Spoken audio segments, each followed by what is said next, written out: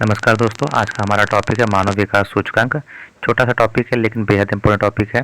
सभी छोटे बड़े एग्जाम्स में इससे क्वेश्चन पूछे जाते रहते हैं। तो आइए इसको स्टार्ट करते हैं। देखिए, टॉपिक शुरू करने से पहले हम लोग थोड़ा सा इसका बैकग्राउंड देखेंगे। देखिए, 1965 में एक संस्था की स्थापना होती है जो कि यूएनडीपी थी। ये एक यूएन की संस्था है और इसकी स्थापना का जो उद्देश्य था वो यह था कि जो विश्व में गरीबी है, असमानता है, प्रजातंत्र या प्रजातंत्र का जो अभाव है, यानी कि जहाँ नौकर वो है, तानाशाही है, उन सब चीज़ों का जो है उन्मूलन करके लोगों को एक गरिमापूर्ण जीवन उपलब्ध कराया जा सके। ठीक, तो ये इसकी मतलब स्थापना का मुख्य मुख्य उद्देश्य था। देखिए, किसी भी व्यक्ति को गरिमापूर्ण जीवन उपलब्ध कराने के लिए, उसकी गरीबी को मिटाने के लिए सबसे पहले हम लोग को ये पहचान करनी पड़ेगी गरीब कौन है, कहाँ पर असमानता है, कहाँ पर प्रजातंत्र का अभाव है। इन सब चीज़ों की पहले तो पहचान करनी होगी। पहचान करने के बाद जब हम लोग इसको आइडेंटिफाई कर लेंगे, उसके बाद तो वहाँ पर चीज़ों को जो है उसका उन्मूलन करेंगे। तो इसी के लिए जो क्या होता है कि यूएनडीपी जो है कुछ सूचकांकों को लागू करता है, कुछ सूचकांकों को लेके आता है और उस सूचकांकों के आधार पर देखता है कि कहाँ पर गरीबी है, कहाँ पर कौन सा देश जो है गरीब है, और गरीब है तो फिर कितना गरीब है, अन्य देशों के सापेक्ष उसकी मतलब गरीबी का स्तर कितना है। इन सब चीज़ों की पहचान के लिए जो है सूचकांकों का निर्माण करता है। ठीक, तो इन्हीं सब सूचकांकों की स्थापना का जो जो क्रम है या जो स्थापना जो सूचकांक है उसके विषय में हमको आज पढ़ना है। तो देखिए, मानव विकास सूचकांक जो है इसी संस्था के द्वारा जारी किया गया सूचकांक है, जिसे 1990 में महबूबुल हक द्वारा प्रतिपादित किया गया था। महबूबुल हक जो थे वो पाकिस्तान के एक अर्थशास्त्री थे जो कि यूएनडीपी से जुड़े हुए थे, और 1990 में इन्होंने एचडीआई की अवधारणा को प्रस्तुत किया। इन्होंने बताया कि जो मानव विकास सूचकांक है वो किस प्रकार से जो व्यक्ति है, व्यक्ति की जो मतलब जो व्यक्ति का जो जीवन स्तर है उसका माप कैसे करता है। देखिए, मानव विकास सूचकांक के अंतर्गत जो 3 सूचकांक आते हैं। पहला है जीवन प्रत्याशा सूचकांक, दूसरा है शिक्षा सूचकांक और तीसरा है आय सूचकांक। इन तीनों सूचकांकों का जो कॉम्बिनेशन है वो मानव विकास सूचकांक है। ठीक है, तो जीवन प्रत्याशा सूचकांक में क्या होता है कि किसी देश की जनसंख्या का जन्म के समय प्रत्याशा का मापन किया जाता है।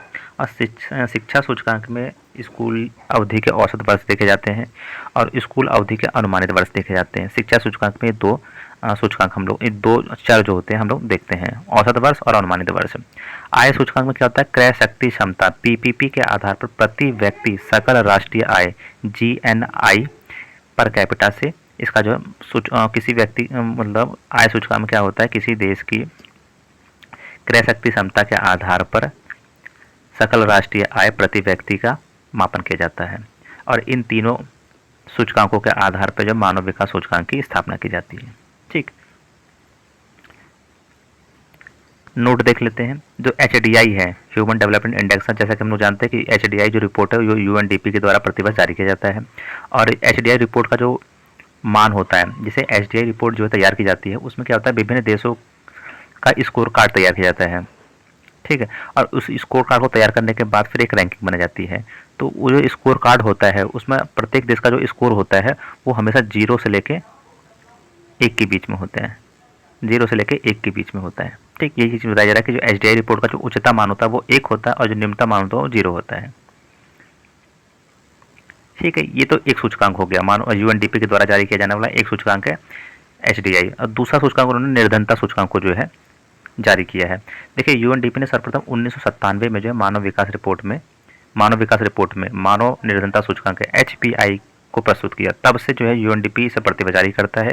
ये 3 वंचन पर आधारित होता है, शिक्षा, स्वास्थ्य और जीवन स्तर। शिक्षा, स्वास्थ्य और जीवन स्तर, ये 3 सूचकांकों पे होता है। कौन? निर्धनता सूचकांक। एक मानव विकास सूचकांक हो गया, दूसरा निर्धनता सूचकांक पढ़ रहे हैं हम। ठीक है, निर्धनता सूचकांक में जो है 1997 में एक सूचकांक जारी होता है, मानव निर्धनता सूचकांक, ह्यूमन पॉवर्टी इंडेक्स। ठीक, और यही ह्यूमन पॉवर्टी इंडेक्स में क्या होता है, 3 वंचन होते हैं, शिक्षा, स्वास्थ्य और जीवन स्तर। देखिए, 1997 में जारी किया गया जो एचपीआई है वही 2010 में आके एक नए सूचकांक का रूप ले लेता है। यानी कि उसमें जो पुराना वाला सूचकांक था जो एचपीआई था, उसमें हम लोग सुधार करके यूएनडीपी सुधार करके जो है एमपीआई लाती है। एमपीआई क्या है?